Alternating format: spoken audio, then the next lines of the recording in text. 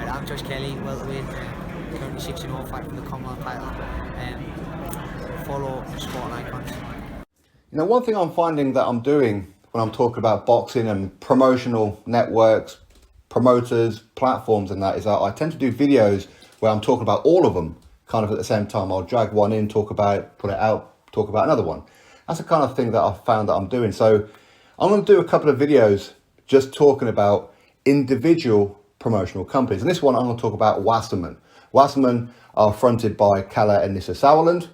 Of course, they have dominated the German market for a number of years, and they're really starting to gain ground here in the UK. Now they have an exclusive deal with Channel 5. Now, a couple of things that I'm unsure about really when it comes to the platform with them on Channel 5 is I'm not too sure how many fights that they're going to be putting on per year. I'm not too sure what the involvement of, say, Mick Hennessy is with Channel 5 now, and I'm not too sure what the current status of Wasserman is with Sky Sports. I'm not too sure of that whole situation. Hopefully in time we find out. Now, when you look at Wasserman, they have some good fighters. Of course, they have Chris Eubank Jr. Chris Eubank Jr. is on the cusp of fighting for a world title at any point now. But he's a huge name. Whether you like him, whether you don't like him, you're probably going to watch him, okay? Now, is Chris Eubank Jr. a Wasserman fighter, but he's exclusive with Sky? Or is he a Wasserman fighter that can fight on Sky and can fight on Channel 5? We don't know. With Chris Eubank Jr., of course, we'll remember that he had that ITV pay-per-view situation going on for quite some time. I don't know how successful that was. I'm presuming not so much, because ITV soon stopped it, didn't they? How much of that was an involvement with Chris Eubank Jr.'s dad? Was he being a pain in the arse? Probably. We don't know. But Wasserman, of course, they have heavyweights. They have like a Nathan Gorman, for example. Now, is Nathan Gorman ever going to go on to become a world champion? I mean, listen, we don't know. We don't know. But if you ask most people right now, they'll probably say no. Maybe he can become a British, maybe a European champion. But again, it's like anyone. You can kind of guide them through certain routes. And who knows, maybe at some point that something will click and then they suddenly just become world level overnight. Almost out of nowhere, okay? They have Josh Kelly. Josh Kelly, of course, he's from my neck of the woods, Josh Kelly. Nice guy, really, really nice guy, trained by Adam Booth. And yes, okay, his last fight, he did lose to David Avanesian, but at least he stepped up, at least he tried. Of course, there are criticisms on like a Josh Kelly. He's got all the skill in the world, and a lot of it seems to be natural. His timing is phenomenal, but he does seem to switch off in fights. He's just tended to go from just winning the fight and maybe looking to stop his opponent to just messing about. That would be a criticism of Josh Kelly, and I'm presuming that that loss would have rectified a lot of things in his mind and his own style going forward. Of course, the fight that he was supposed to have last weekend, that fell through last minute because his opponent refused to get in the ring with him on fight night. So now Josh Kelly, he's going to be fighting in, 2 or 3 weeks' time in Liverpool. Of course, they've also got Aaron Chalmers. Now, Aaron Chalmers, again, great guy. I speak to him a fair bit once in a while, and trust me, he's a good fighter. Very, very good fighter. I know that when Box with Sky Sports announced that Aaron Chalmers was part of their stable, a lot of people were like, what? Who's that? What? He's just a celebrity from Geordie Shore.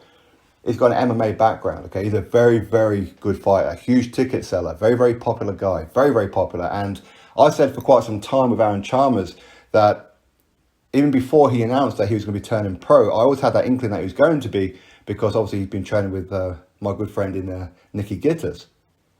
But Aaron Chalmers knows how to fight. Now, I don't quite know what his contractual deal is.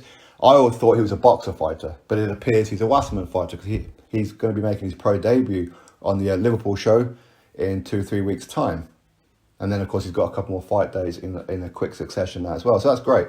But again, Wasserman, they have a stable of fighters that's growing and growing and growing. Of course, they've got overseas fighters like Maris Bradis and things like that. So Wasserman are in a good place.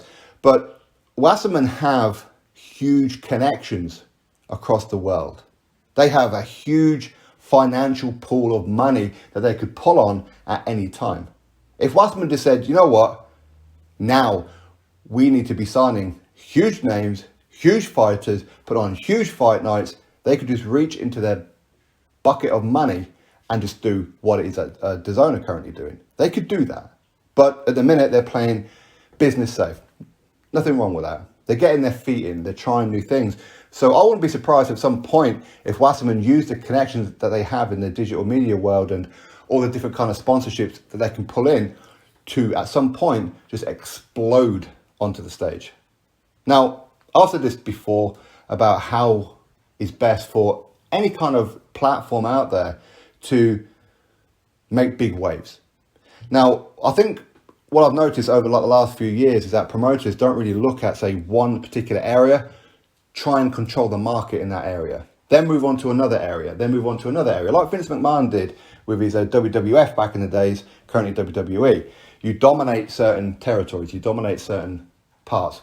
Because promoters at the minute, they just grab, we'll grab a couple of fighters from Birmingham, we'll grab one from Leicester, we'll grab 2 or 3 from the Northeast, we'll grab half a dozen from Liverpool. They'll just do little bits here and there. You need to concentrate a lot of your energy into one particular market and then move on to the next one, the next one. Now I'm not saying show after show after show in Liverpool, for example. No, of course not. Of course not. But how you become the global entity in the UK, I'm using the word global, I shouldn't really, but the entity here in the UK is that you try and, okay, I can use the Northeast as an example. Okay, at the minute, the control for the Northeast Territory seems to be between Boxer and Probellum. It's between them two, because they have the biggest pool of fighters between them. Now, who's going to come out on top at some point?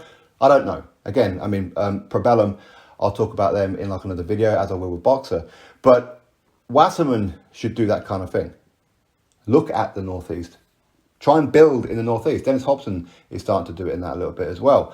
Look at Liverpool. Look at Manchester.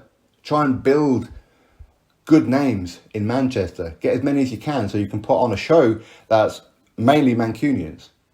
Put on a show in Liverpool where it's mainly Scousers. Not just 1 or 2 Scousers and then the rest is all from London, from Newcastle, from Edinburgh. Do you get what it is that I'm talking about? Because people, boxing fans, we do, as much as we support across the board here in the UK, but we do like our own fighters on our own local shows. That's what people like. And I think that's something that Wasserman should certainly look at, and of course others in that as well. So I do think that the future of Wasserman is going to be competitive. It's going to be very, very competitive. Now, Channel 5, do they have deep pockets?